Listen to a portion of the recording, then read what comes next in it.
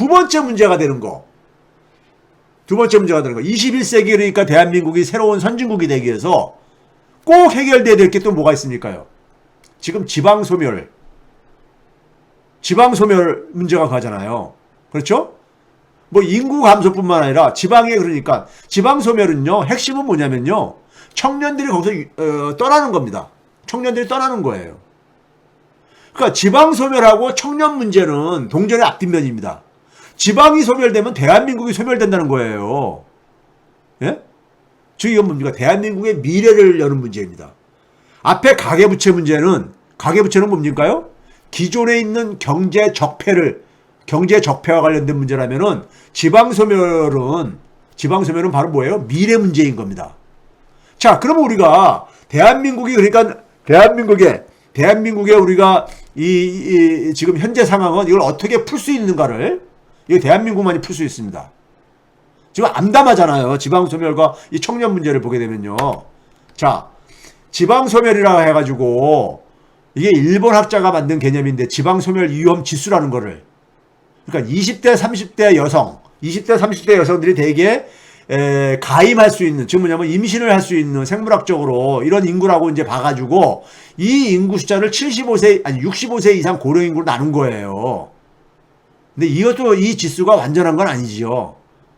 예? 40세 이상 넘어도 그러니까는 출산할 수 있는, 요새 출산하는 경우 많고, 또 남성은 얘 뺐어요, 여기서요. 남성은요. 남성은 뭐, 결혼 안 하고 청년 남성들도 많이 있을 수 있잖아요. 어찌됐든 간에, 이런 지방소멸 위험 지수라는 걸 가지고 계산을 해봤어요. 우리나라 이제 이 연구 기관들에서요. 그래서 0.5보다 낮으면은 소멸 위험이 있는 지역이라 이거예요. 소멸 위험. 특히 0.2 미만이면은 이거는 거의 소멸이 굉장히 높은 지역이라 이거예요. 근데 2000년, 2010년, 2020년을 보면서 쭉 보게 되면은 지방 소멸이 굉장히 높은 지역들이 갈수록 늘고 있다 이거예요. 경북 의성군부터 해가지고 다 0.2 미만이잖아요. 대부분 이쪽에 오른쪽에 있는 거 보게 되면요. 저 밑에 있는 전북 임실군까지 해가지고요. 예? 소멸이 굉장히 높은 고위험 이제 지방이라 이거예요. 이런 게 이제 그러니까 여러분들 아마 뉴스를 통해서 잡혔을 거예요. 지금 인구 구조가 급격하게 변하고 있습니다. 인구 구조가. 제가 올해 9월 달까지 지금 우리가 통계가 나왔기 때문에요. 박근혜 정부 마지막 해가 2016년이잖아요. 2016년 9월하고 2021년 9월하고 비교를 해봤어요. 15세 이상 인구가 우리가 경제활동할 수 있는 인구라고 하는데 이게 145만 명이 증가했습니다. 그런데 30대는 62만 명이 감소했어요. 30대는요. 지난 5년 사이에. 40대는 46만 명이 감소했어요.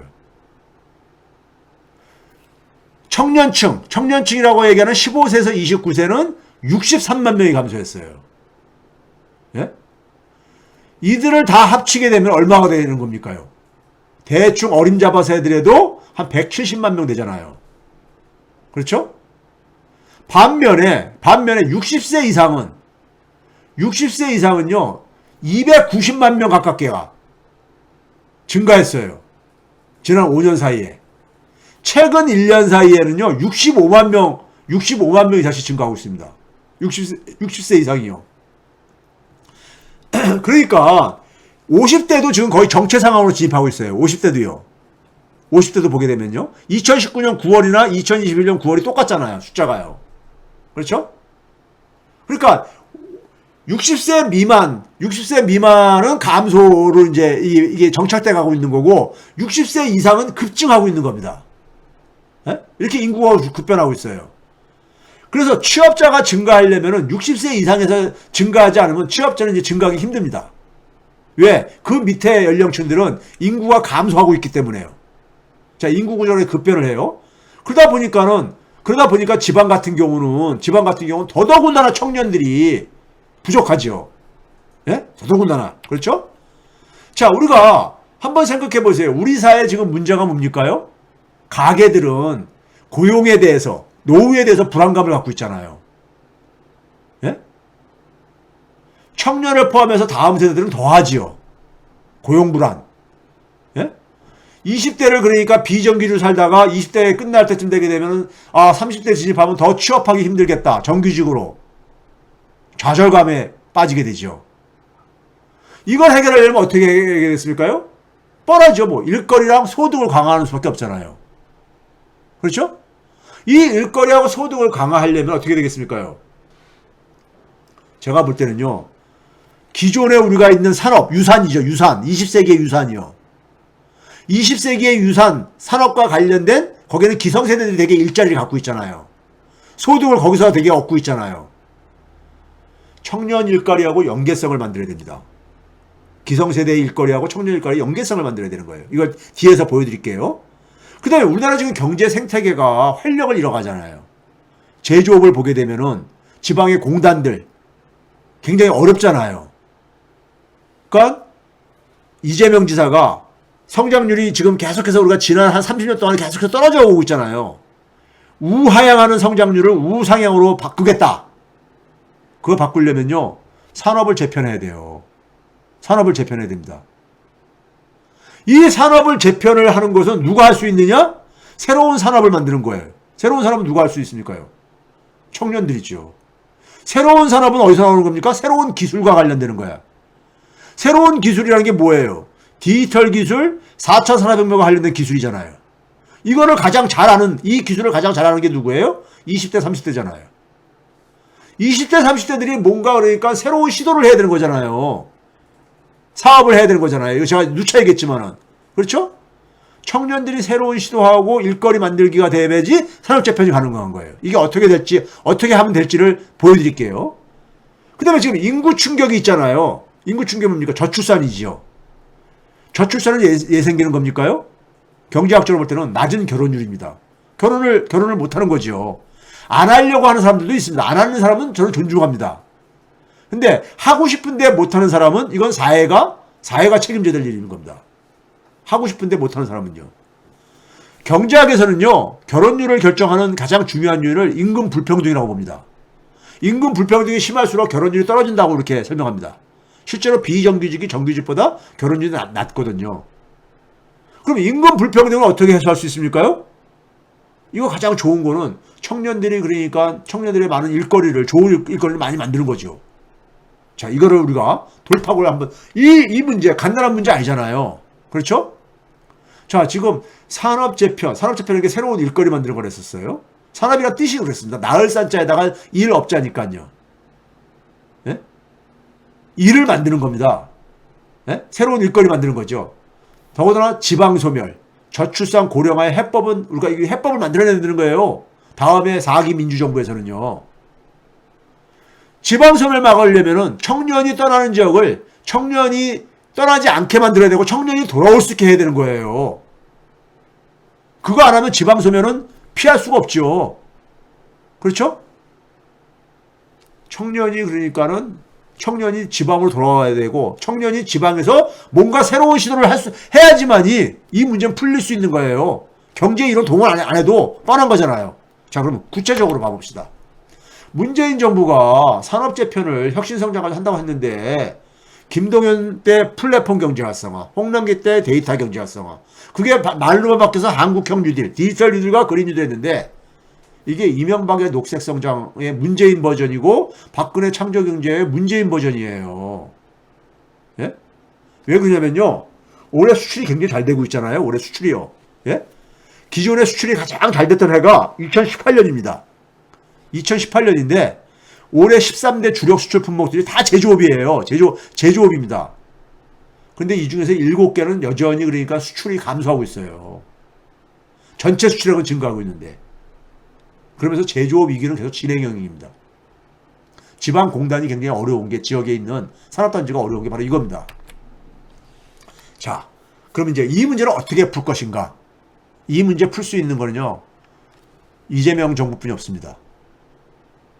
지역사회 청년이 돌아오게 해야 돼. 그렇죠? 지방소멸 막으려면요. 청년이 지방으로 돌아오게 하려면은 청년들이 지방을 떠나가지고 서울로 수도권으로 가는 이유는 뭐죠? 기회가 더 많다고 생각하는 거잖아요. 기회의 그러니까 양적인 측면에서 기회가 더 많다고 보는 거잖아요. 지방에 있으면 기회가 한두 개뿐이 없는데 서울에 가게 되면은 기회가 한 5개, 10개 막 이렇게 있을 것 같으니까 나가는 거잖아요. 그러면 지역사회로 청년을 다시 유입시키려면 어떻게 됩니까? 지역사회에서 기회가 만들어져야 되는 거잖아요. 지역사회에서. 자, 그래서 청년을 사업 파트너로 영입하라. 이게 무슨 말이냐면요. 앞에서 보여줬죠. 대한민국의 힘은 지금 어디에 있어요? 문화에 있습니다. 문화에 있어요. 대한민국의 청년들, 우리 자녀들이요, 자제들이요. 우리 자녀들이 20대, 30대들이요. 문화적인 수준이 굉장히 높습니다. 왜 그러냐면요. 우리나라 국민들의 어떤 하나의 그 DNA도 있지만은 우리 부모들이 굉장히 자녀에 대한 교육열이 강하잖아요. 그러니까 소득이 10,000불일 때도 한 20,000불, 30,000불 수준으로 막 키운 거예요. 눈높이가 굉장히 높아요. 세계적인 수준이에요. 그러니까요. 예? 이 문화 누가 만드는 거예요? 다 20대, 30대가 만드는 거잖아요. 우리 자녀들이요. 세계가 살아가는 문화를 만드는 게, 그 문화를, 예? 만드는 힘이. 자, 지금요, 블룸버그 통신에서 타임즈하고 비슷한 시기에 이런 얘기를 했어요. 오징어 게임, 스퀴드 게임이라는 게 오징어 게임이잖아요. 오징어 게임이 한국의 소프트 파워를 그러니까는 업시키고 있다 이거예요. 예? 근데 문제는 뭐냐면 소프트 파워를 업시킬 뿐만 아니라 경제에 굉장히 긍정적으로 이게 역할을 하고 있다는 얘기예요. It's good for economy too. 실제로 봐보세요. 컨텐츠 산업이 저 밑에 빨간색으로 컨텐츠 산업이 주요 그러니까 수출 산업으로 등장하고 있어요.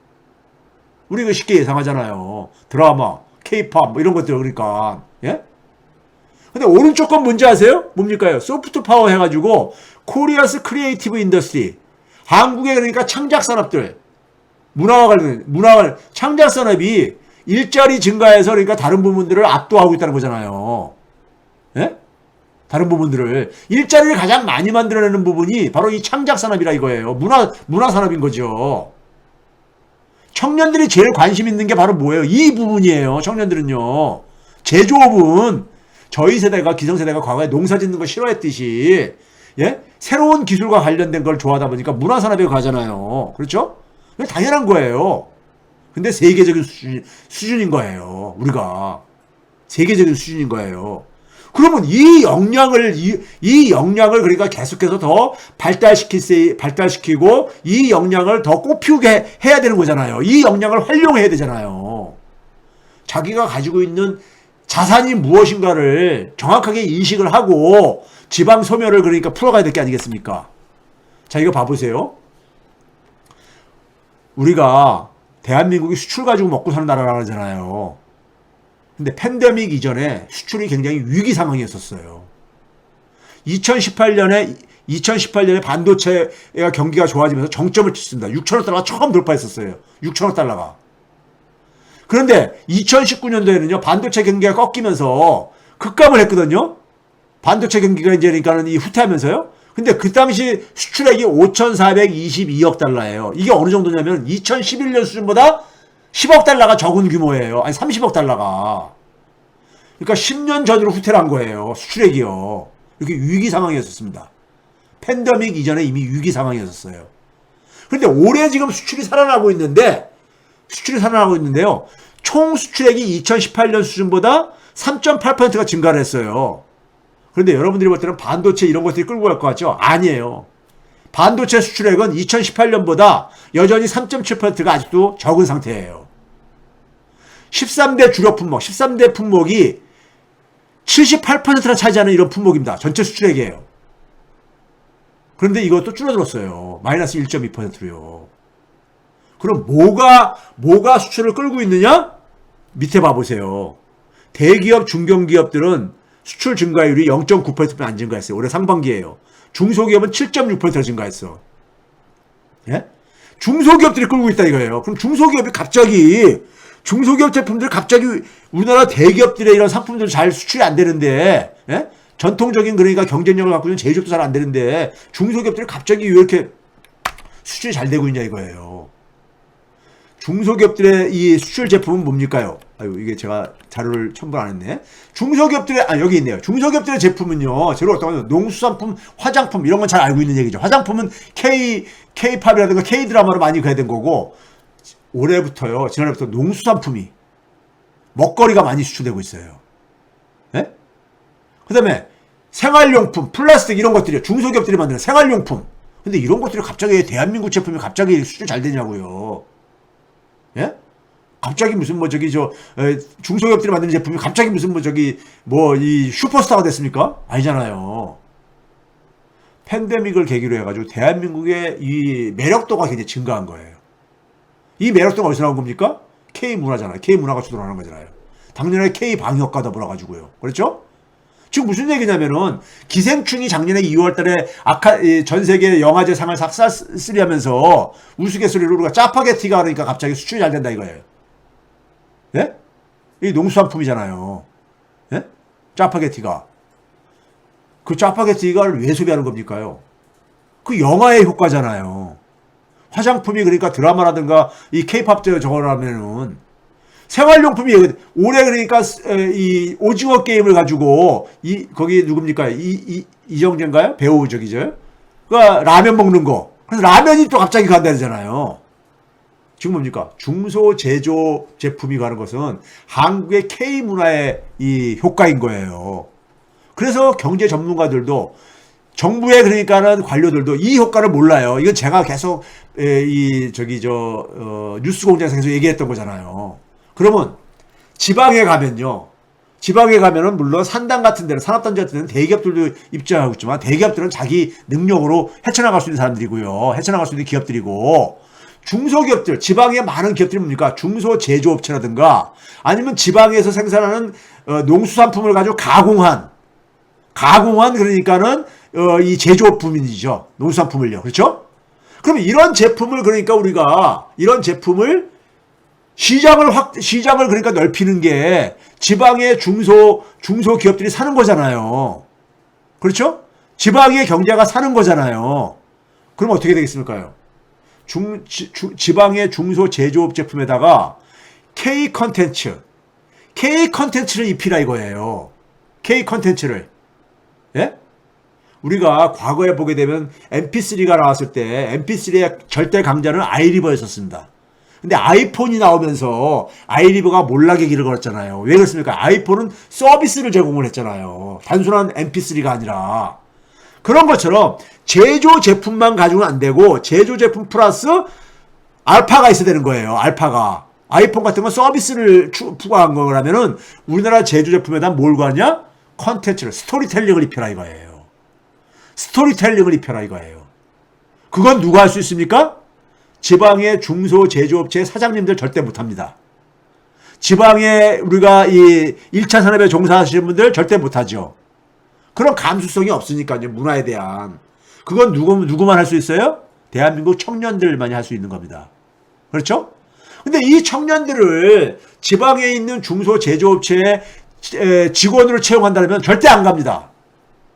안 가잖아요. 제조업체 가뜩이나 별 관심도 없는데 거기다가 지방에 있는 중소제조업체에 취업하라? 안 가지요.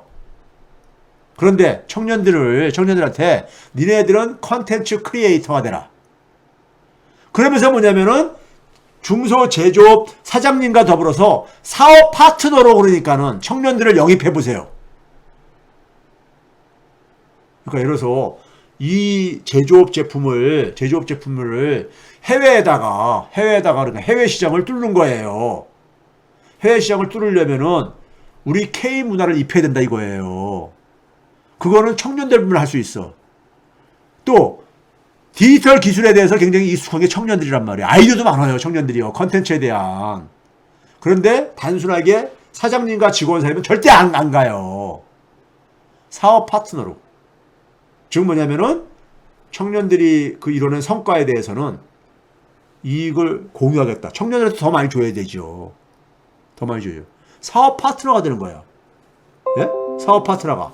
우리 뭐 스탁옵션 같은 이런 것들처럼 그러니까요. 예? 이런 거예요. 그러면 청년들이 거기서 그러니까는 이러한 것들은 자기들이 하는 일이 이 제조하는 게 아니라 컨텐츠 크리에이터라고 하면은 자기들이 하고 싶은 거잖아요. 예? 하고 싶은 거란 말이에요. 예? 서울에 와봤자 서울에 와더라도 정규직으로 취업하는 거 어렵잖아요.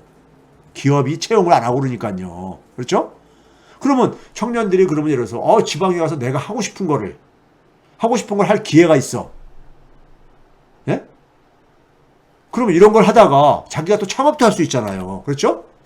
그러면 이 청년들이 처음에 지역사회로 끌어당기기 위해서는 먼저 어떻게 되겠습니까?